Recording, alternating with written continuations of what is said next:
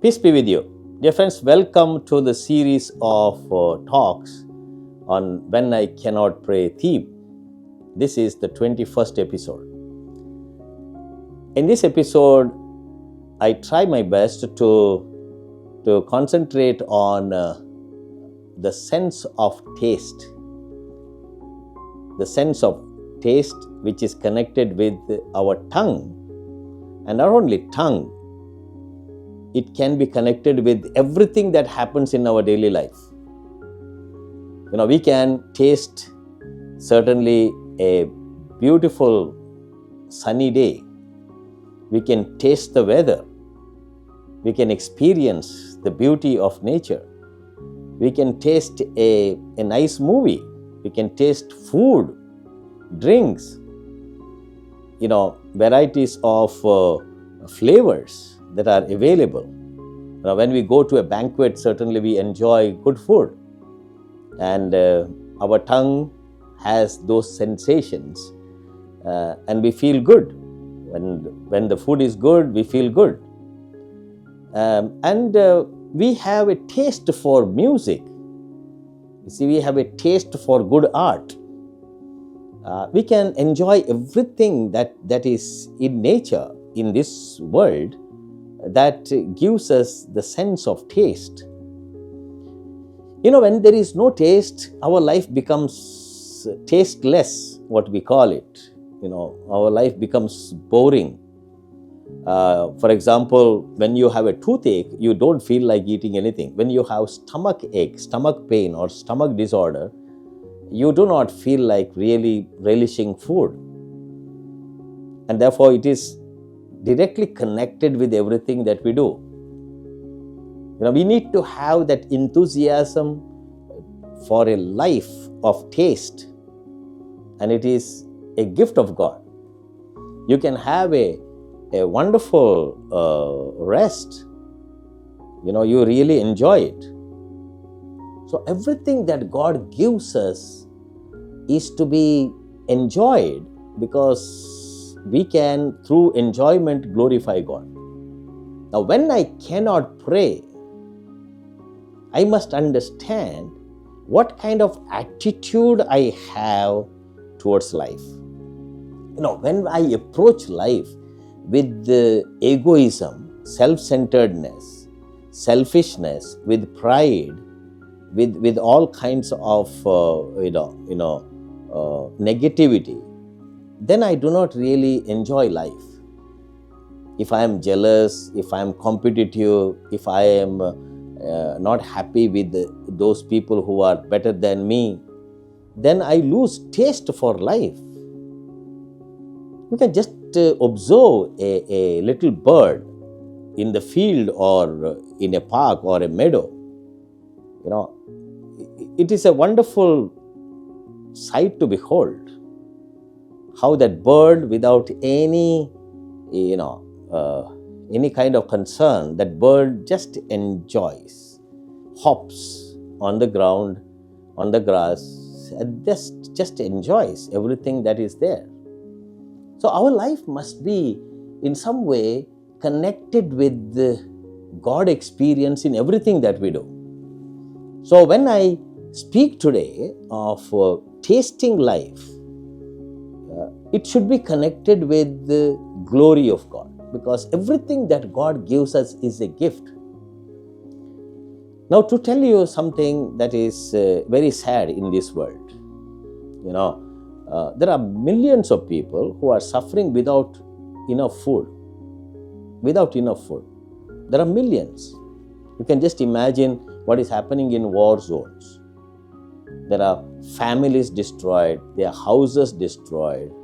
They just try to make both ends meet. There is no food.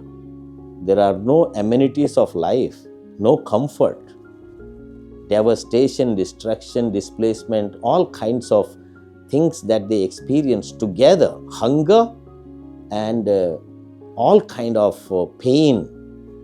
They have lost their family members. And uncertainty looms in their life.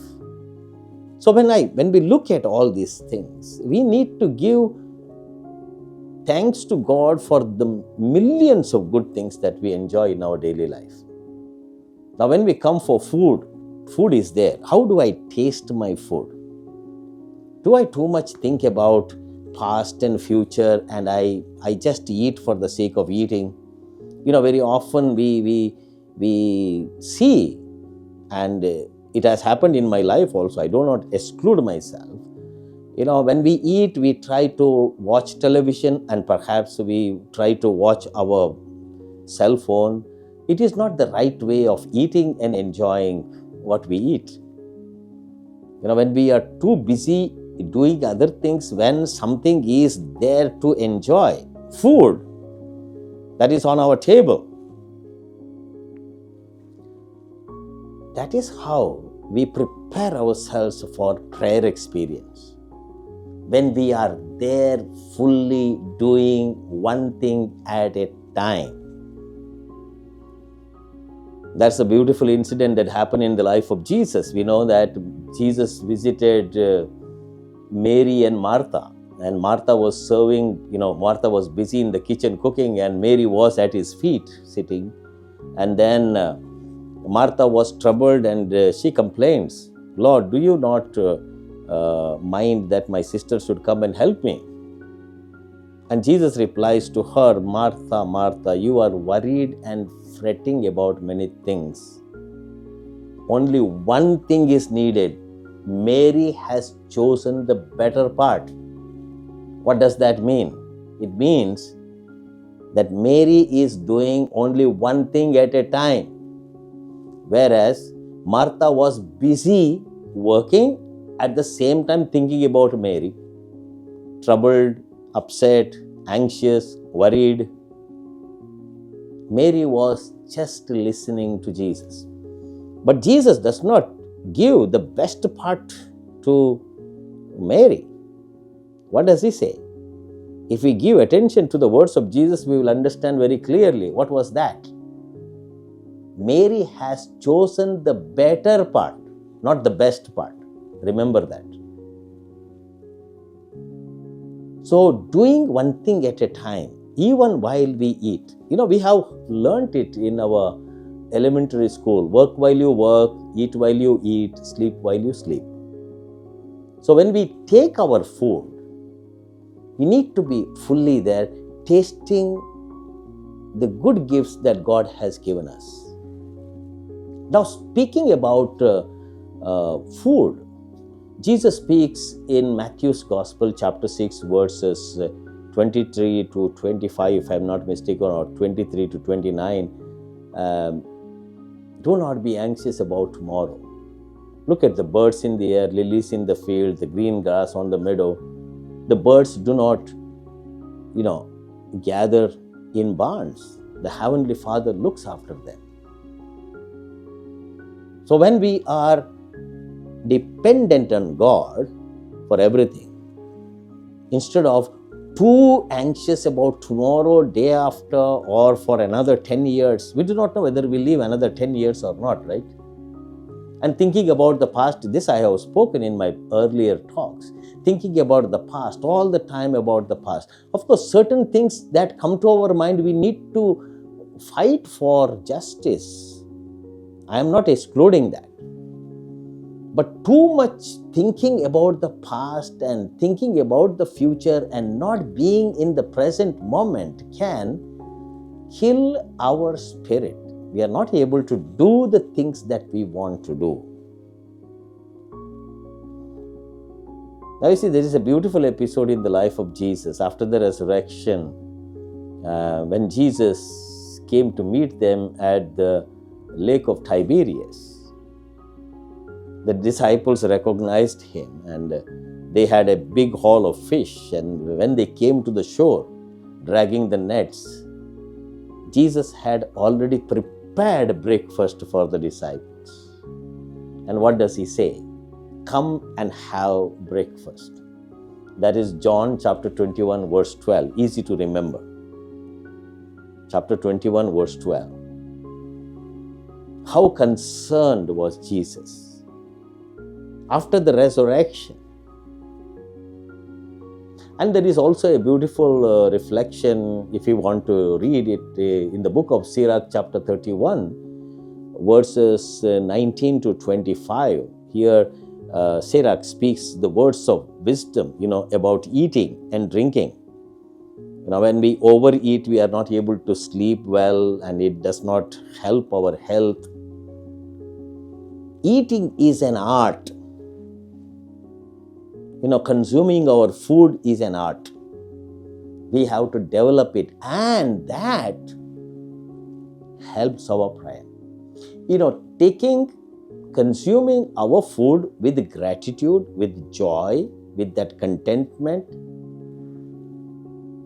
and taking that food with that kind of feeling of happiness, joy, relishing our food, taking it slowly instead of hurrying, that adds up to our prayer life. Dear friends, everything can be made into a prayer. Even taking our daily food can become a part of our prayer or a preparation for our prayer. If we can do that, we will be able to pray. Because God's gifts are so much in abundance in our life. I am always grateful to God when I come to the table for taking food. I always think about those people who do not have enough bread to eat. I remember on one occasion when I was in India long back. It was in the year 1994. I had just come back from Rome after my studies, and I was on my way to a convent to celebrate Mass early in the morning. That time we were riding bikes. With our Carmelite habit, we had to ride our bike and go to the convent. Sometimes these convents were very far away. And as I was traveling by bike, at one point I had to stop because of some reasons. I do not know why. And I saw someone trying to dig into the trash in the garbage bin. And he was a boy, was looking for food. And I found something that really wrenched my heart. It pained me. What was that? That boy was eating, chewing the chicken bones that were put in the trash. He was hungry.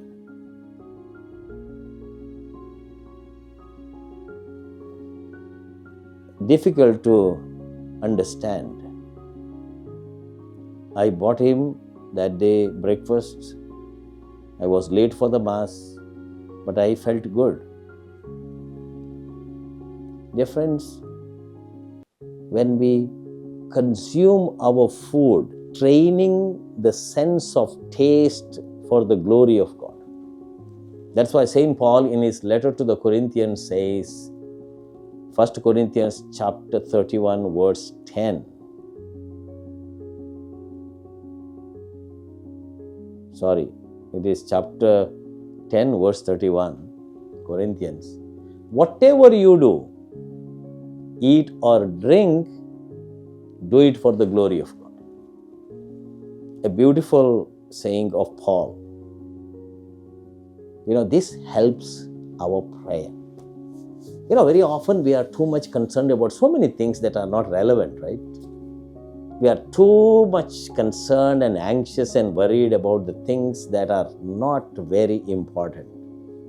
We are worried about our positions and our honor, our prestige, our name, our fame, and we lose our real life. God has given us a beautiful life as far as we can enjoy it for the glory of God. Dear friends, I will come to the second part of this talk on spiritualizing the sense of taste and tongue in my next talk, that will be episode 22. We will try our best to grasp in a better way how we can really prepare ourselves for that encounter with God every day. As I told you, 10 to 15 minutes every day in that deep prayer, and our daily life should be a preparation for that encounter with God. Certainly, our prayer will be worth experiencing, enjoyable, satisfying, and fruit-bearing.